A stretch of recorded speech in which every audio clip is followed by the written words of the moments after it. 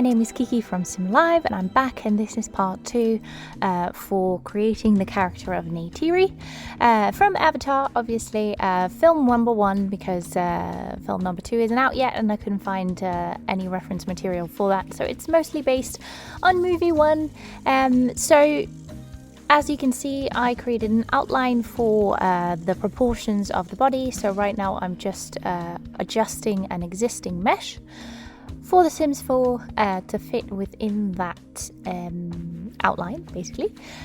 So I'll be doing this along the x-axis and then also the y-axis, and with a couple of small adjustments here and there that basically fixes that.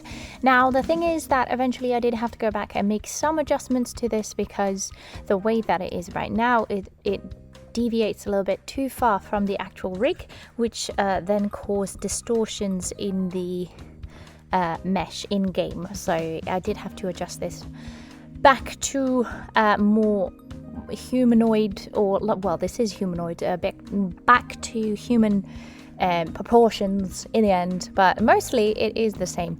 And the interesting thing about the body is as well that I had to take out a toe, because the character only has 4 toes, and also I had to remove a finger because the character only has 4 fingers in total. So a thumb and then 3 other digits.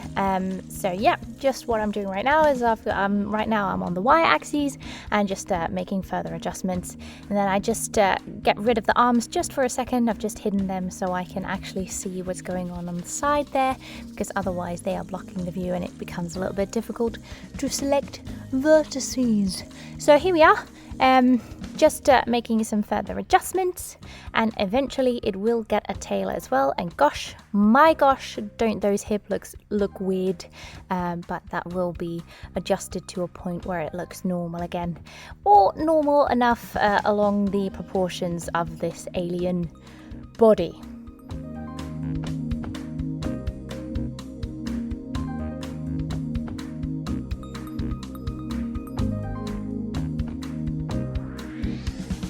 So here I am now getting rid of one finger. It was literally just as easy as that, taking out a finger and then stitching up the majority of the hand, and it didn't create any issues with the mesh later on. Everything moved still the way that it should. And right now I'm just creating some alterations to the mesh so I can use that to create a tail, which I am now extruding and modeling along that path that I've drawn out.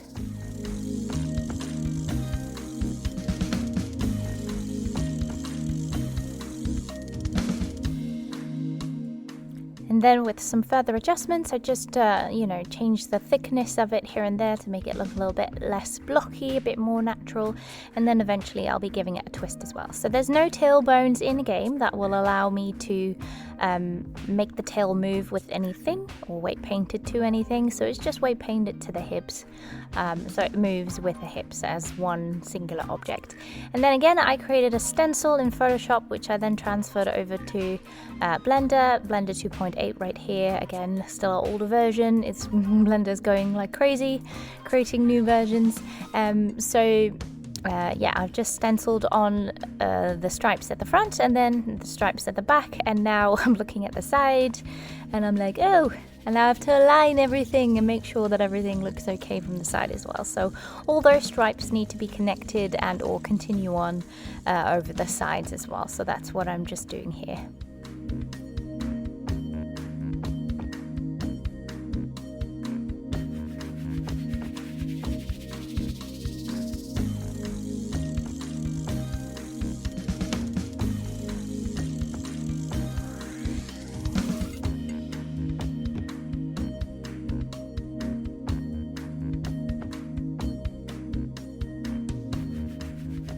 And once that basic outline is finished, I take it over to Photoshop just to make some further adjustments to it, put some overlay options over that to make it look nice and make it look more like it is in game, as there's some shadows along the stripes, etc. And then eventually it will get a shadow overlay as well. In the previous video you saw me make a custom one for the face, but the rest of the body will just be the box standard one that you get from game. And then here I'm just adding some colors. This is just a color layer, and this is just to give some further color definition to the face itself. So the nose and the ears are a bit more pink, but also just to give a bit more color variety, as you know, you find that skin has different tones and it isn't just one color. So as you know, right now it's just got shadow and blue. I'm adding some, you know, variation in the colors as well, just to give it a bit more depth.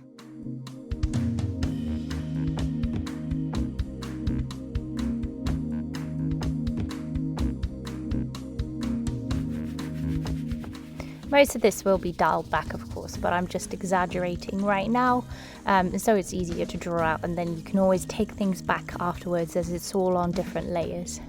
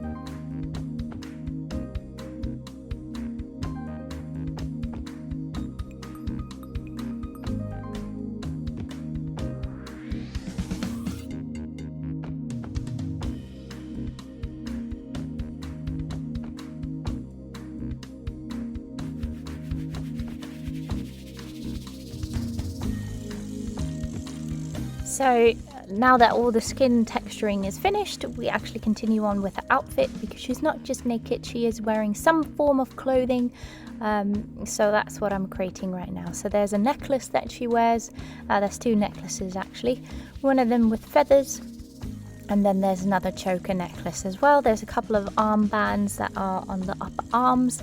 There's one around the ankle, and then there's some features on the hips and along the tail as well.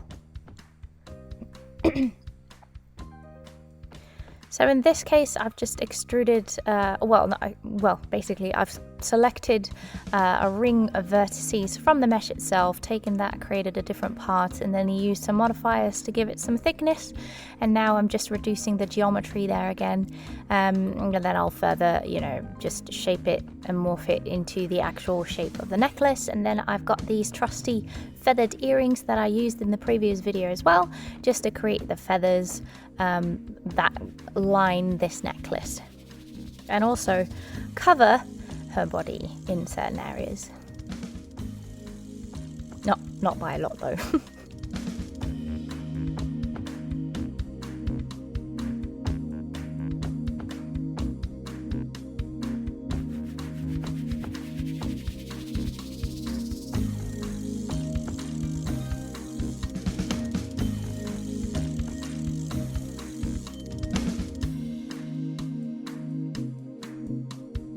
Just skipped ahead here a little bit because it is tedious just creating all those little feathers and positioning them.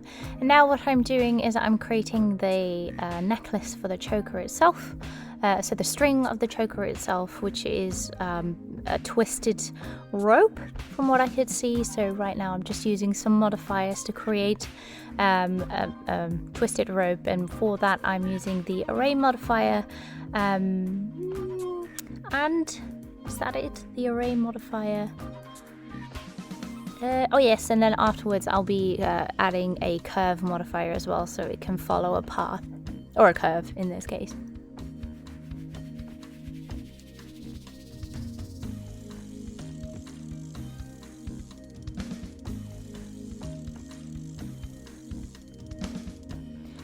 And I'm just creating a very easy UV map for it here. It can stay very simple. I just have to unwrap the single bit there, because the rest is all created by modifiers. It will follow that UV map as well.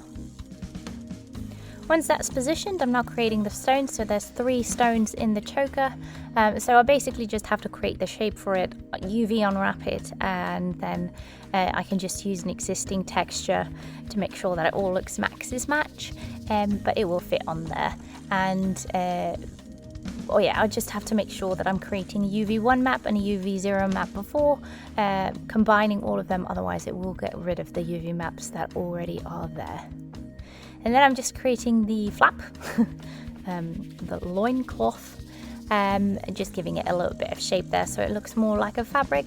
And then again, I'll just UV unwrap this as well, and then, you know, put it on a part of the texture map or the UV map that is unused at the moment. And then from that, I'm also extruding a little bit, like I did with the necklace as well, as that I've created or selected some vertices or some faces, then created, you know, duplicated those, created a different object from that, and then from that I've extruded it to make it look like the band of the loincloth. And then there's also a rope that goes around the hips and then continues around the tail. This is a twisted rope again. I don't know if it is exactly a twisted rope, but I figured out how to do this one, so I figured that would just be the easiest one. So I'm using that technique again just to create a twisted rope. Used a Bezier curve as well as a modifier so it can follow that Bezier curve, and then I'll just position that around the hips. And I think this is the other part of the rope that is holding up the loincloth. From this rope, there is also a chain of beads that will be falling down at the front, and this rope also continues around the tail, although I didn't make this a twisted rope. From this, I just basically selected some vertices again, made that into a different path object, and then used some modifiers to give that some thickness, and that'll do that. What am I doing right now? Oh yeah, right now I'm creating the bead chain, or the chain of beads. I will be using the array modifier for that as well, and I will also be using the Bezier curve for it. Yeah, so again, using the array modifier and the Bezier curve so it can follow a path. Just adjusting the UV map here so it all is not overlapping, so I can give it its own texture. And just positioning that at the front with its Bezier curve, and then I will slightly just be, you know, moving it around a little bit so it falls a little bit more natural and not just in a straight line.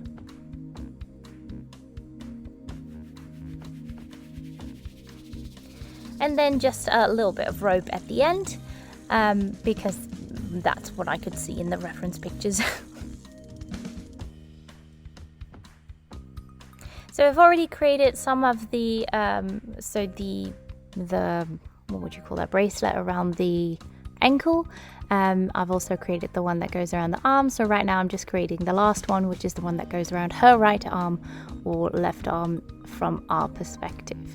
So I've just modeled this, I don't know, like jewel little bit, and then I'll be again using the array modifier and also the curve modifier so it can follow a path, and then I just position that along the arm, and after that I will unwrap it UV1 and UV0. I won't be showing any of the UV1 mapping because that is just a process that is so boring, or at least I think that I never enjoy that much, but it is necessary to have it work in game. So now I've continued on with the texture. So all the items that I created all need a texture. So I'm just creating some manual shadows there. All of it is mostly, all of it is just from textures taken from the game itself, just to make sure that it all looks Maxis match and fits in, so nothing looks out of place, apart from the fact, of course, that it's the giant blue alien. Although, that being said, is that aliens in The Sims are actually, can be blue. I don't know if they come in any other colors actually, but because my aliens have always been blue, so they might not look that much out of place at all. So yeah, bit awkward here, but yeah, creating the thong part of the loincloth, well, you know, it had to be created, so there was that. And then this is the texture for all the ropes that you'll be seeing, and then of course all the other little bits that you see there. The feathers all will be given different colors as well. So what I do actually as well is with the beads that have different colors. So this is the jewels for the choker that you see me create right now, but just to get back to the feathers, is that I'll be creating different textures for the feathers with different colors, and then later on in the UV map I'll be, you know, taking certain feathers, selecting certain feathers and move them over to the different colors, colored feathers, so that they can all have, you know, individual different colors. So that's what I'm doing right now. I'm just copying over the feathers and the beads so I can give those different colors, so I can move the UV map over to those later on.